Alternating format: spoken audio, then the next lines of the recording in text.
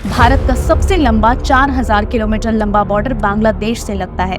वही बांग्लादेश जहां हाल ही में हुए तख्तापलट के बाद 1200 कट्टरपंथी जेल से भाग गए और इसमें से एक है भारत का मोस्ट वांटेड इकरम उल हक, जो कि एंटी इंडिया एक्टिविटीज में शामिल रहा है, जिसे शेख हसीना सरकार ने जेल में डाला था।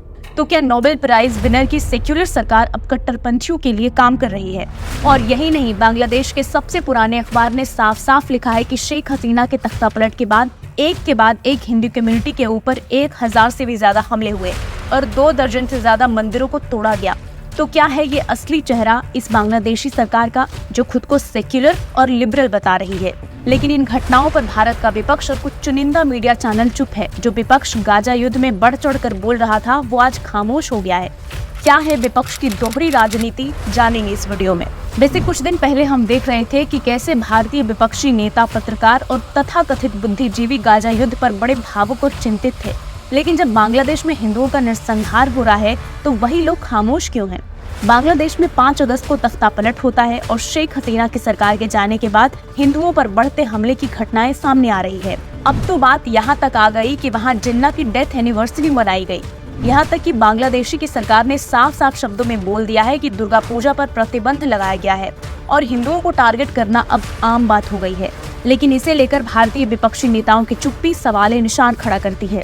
आपको याद होगा कि कैसे प्रियंका गांधी, असदुद्दीन ओवैसी और अन्य विपक्षी नेता गाजा युद्ध पर अपनी आवाज बुलंद कर रहे थे, लेकिन बांग्लादेश में हिंदुओं के नरसंहार पर पूरी तरह से खामोश हैं। आपको शायद ये पता नहीं होगा कि कांग्रेस पार्टी ने गाजा के समर्थन में प्रस्ताव पारित किया था। प्रियंका गांधी ने सोशल मीडिया पोस्ट पर गाजा का समर्थन किया था। वहीं ओवैसी संसद में शपथ लेते हुए जय फिलिस्तीन का नारा लगाया था। और ऐसे कई अन्य नेता हैं जो फिलिस्तीन का समर्थन करते नजर आते हैं। लेकिन आज ये सब चुप हैं। क्यों? सिर्फ अपनी राजनीति चमकाने के लिए? क्या इनको हिंदुओं का दर्द दिखाई नहीं देता? आज जब भारत के पड़ोसी देश बांग्लादेश में हिंदुओं पर हो रही हिंसा को लेकर उनकी चुप्पी चौंकाने वाली है, वहां आज हिंदुओं के साथ मॉब लिंचिंग, हिंदू घरों पर हमले और लूट की घटनाएं होते हुए भी इन नेताओं ने कोई बयान नहीं दिया।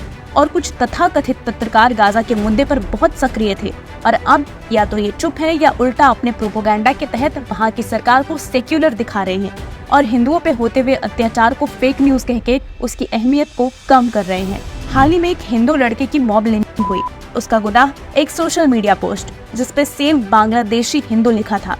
किसी भी कथित लिबरल प्रमुख मीडिया आउटलेट ने इसे कवर नहीं किया। आज के सोशल मीडिया के जमाने में जहां सच्चाई तुरंत अपने फोन में आ जाती है, ये जानते हुए भी कि इन तथाकथित फैक्ट चेकर्स ने इन घटनाओं को फर्जी खबर बताने की कोशिश की, तो आप सोच सकते हैं कि कश्मीर फाइल्स मूवी को इन लोगों ने गलत ठहराया था।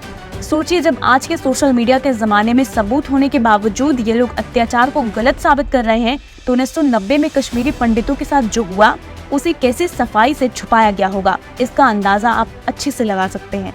इसीलिए भारत में सिटीजनशिप अमेंडमेंट एक्ट का आना बहुत जरूरी है, जो विशेष रूप से बांग्लादेश, पाकिस्तान और अफगानिस्तान में अल्पसंख्यक हिंदू, सिख, जैन और बौद्धों की मदद के लिए बनाया गया था, जिन्हें अपने देश में प्रताड़ना का सामना करना पड़ रहा है। लेकिन इसका समर्थन करने के बजाय कांग्रेस और अन्य विपक्षी नेताओं ने सीए के खिलाफ विरोध किया और इसके उद्देश्य को गलत तरीके से प्रस्तुत किया और देश में दंगे तक करवा दिए थे। तो देखा आपने, इंडिया अलायंस का दोहरा चरित्र है। ऐसे ही दोगलेबाज नेताओं की पोल खोलने के लिए सब्सक्राइब करें निष्कर्ष टीवी को।